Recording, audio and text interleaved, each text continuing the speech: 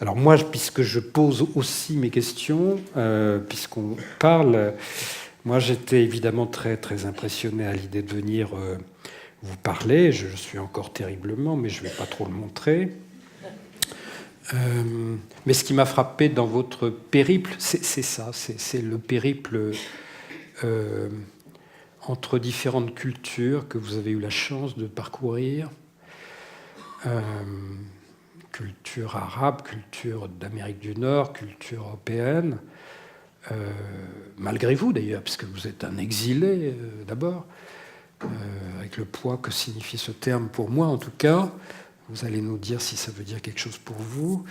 Mais la question que j'avais envie de vous poser, est-ce que vous avez l'impression d'appréhender un peu plus d'universalité, comme ça, voilà. Nous sommes engoncés, au fond, sans le vouloir, dans notre manière d'être, de parler, française, nous en sommes fiers d'ailleurs souvent, peut-être à juste titre, mais est-ce que c'est pas une façon de nous rétrécir aussi? Vous avez transcendé un peu tout ça, sans le vouloir au départ, bien sûr. Est-ce que vous avez l'impression d'accéder un peu à quelque chose qui est un peu plus universel que nous autres? Mais cette universalité-là, est-ce qu'elle n'est pas aussi aujourd'hui un peu limitée à la culture du moi? Moi, je suis terrifié par les jeunes générations, mais à tort, hein, à tort. Bon, parce que je suis un vieux con. Je vais y revenir sans doute après, mais je trouve que pour nous, l'esprit collectif avait terriblement de sens.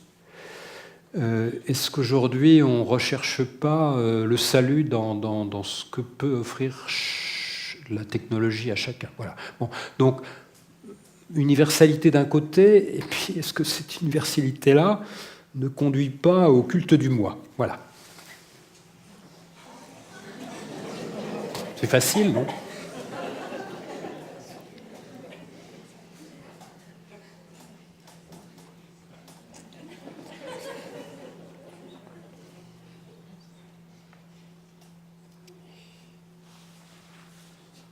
Alors, la manière avec laquelle d'abord ces cultures se sont présentées à moi.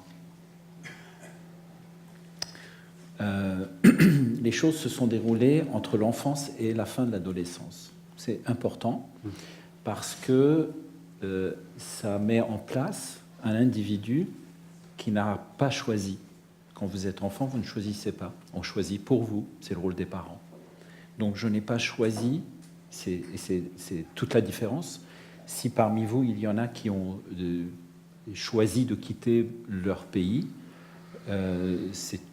vous voyez bien que ce n'est pas tout à fait la même chose que ceux qui, parmi vous, ici, ont quitté leur pays parce que leurs parents ont décidé qu'ils allaient le quitter. Ils étaient enfants, ils l'ont quitté.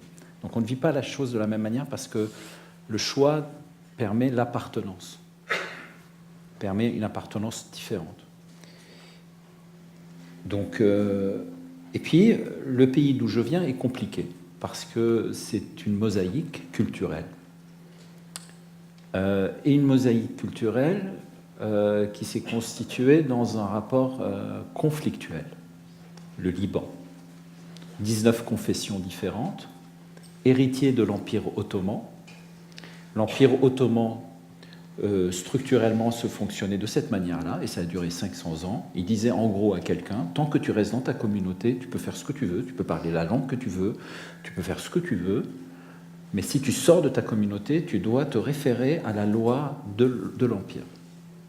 Donc, pendant 5 siècles, les communautés de l'Empire ottoman, et c'est quelque chose que les Anglais vont reprendre, qui va devenir un peu ce qu'on appelle le communautarisme, qu'on retrouve en Amérique, que je vais retrouver en Amérique du Nord. Mais en gros, pendant 500 ans, les communautés libanaises, les maronites chrétiens, les chiites, les sunnites, etc., bon, ils ont vécu repliés autour de leur communauté. Et donc, lorsque des années plus tard, on dit voici un pays qui existe, voici le Liban, pour beaucoup de communautés, ça ne signifiait pas grand-chose. Donc, faire pays, faire culture d'ensemble n'existait pas au Liban. Et comme c'était en plus dans un caractère conflictuel, les communautés n'ont pas arrêté de se faire la guerre, de s'égorger les unes des autres. On a grandi aussi, pour ma part, j'ai grandi dans un rapport de détestation de tout ce qui n'était pas comme moi.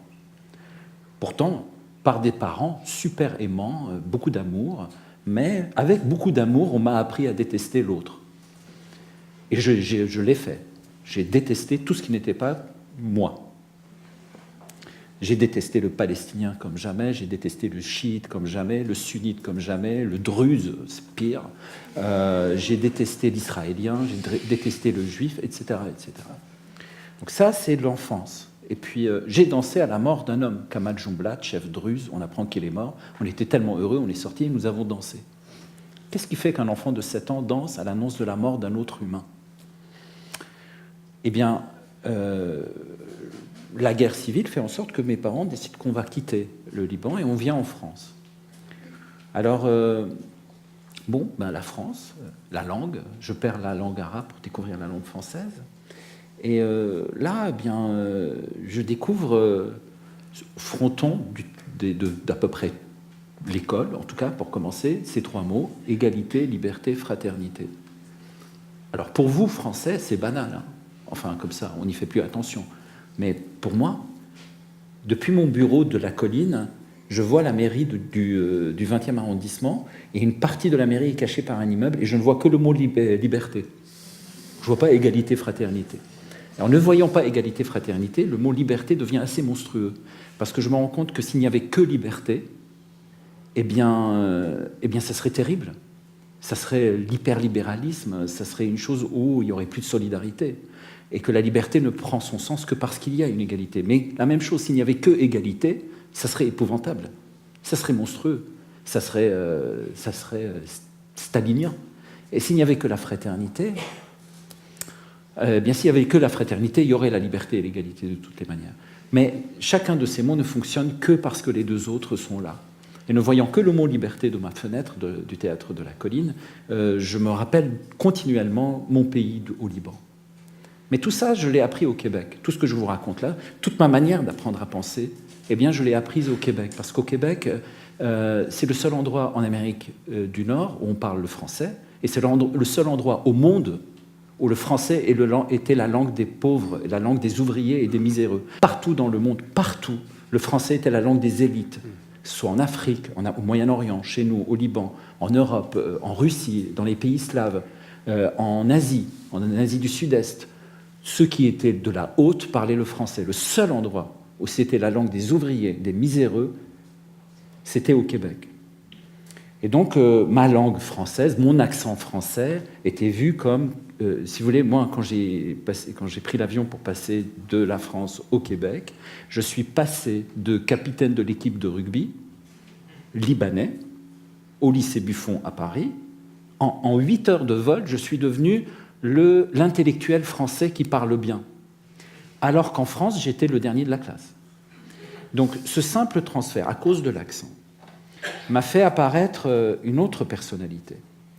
Eh bien, tout ce rapport intime au culturel, comment le culturel vous pénètre, comment le culturel vous balaie, comme le vent balayerait une feuille et l'amènerait d'un endroit à un autre, on fait en sorte que, à un moment donné, je me suis dit, en fait, il y a des non-advenus à tout le monde.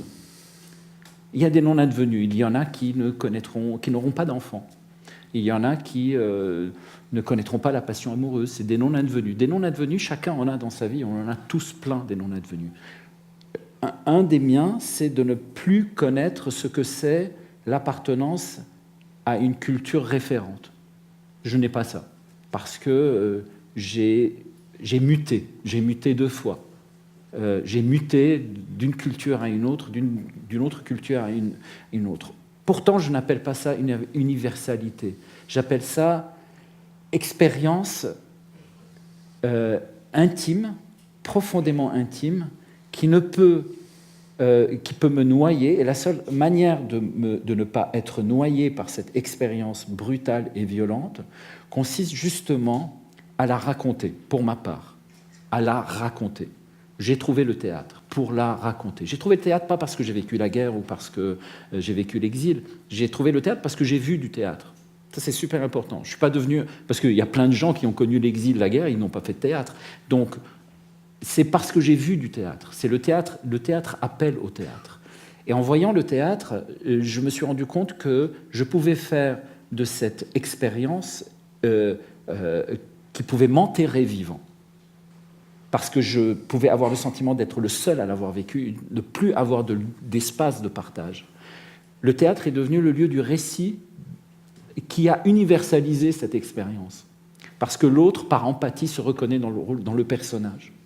Mais à la base, cette expérience brutale, elle crée de la richesse. Mais c'est une richesse très dangereuse. Si on ne trouve pas une manière de la transformer, de la raffiner, au vrai sens du terme, raffinerie, de la débrutaliser, parce qu'elle est brute.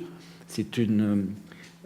voilà. Donc, pour répondre à la question, je dirais, je ne peux pas dire que j'ai atteint une universalité, mais je suis au défi continuellement de tenter de raconter à l'autre et de faire en sorte que l'autre se retrouve dans cette expérience que je crois être absolument unique, parce qu'il n'y a personne d'autre que moi qui l'a vécu de cette manière-là. Cette unicité-là est à la fois formidable et dangereuse. Je ne sais pas si j'ai répondu à la question. Elle est devenue occasion par le théâtre de dialogue et de partage, non? C'est ça? Oui, c'est ça. C'est ça. En tout cas, c'est la façon de sortir de soi. Et c'est le théâtre qui est universel. Oui, c'est le théâtre qui est universel. C'est pas nous. En tout cas, c'est pas moi. C'est le théâtre. C'est le moyen. C'est là où le théâtre devient vraiment raffinerie, je dirais.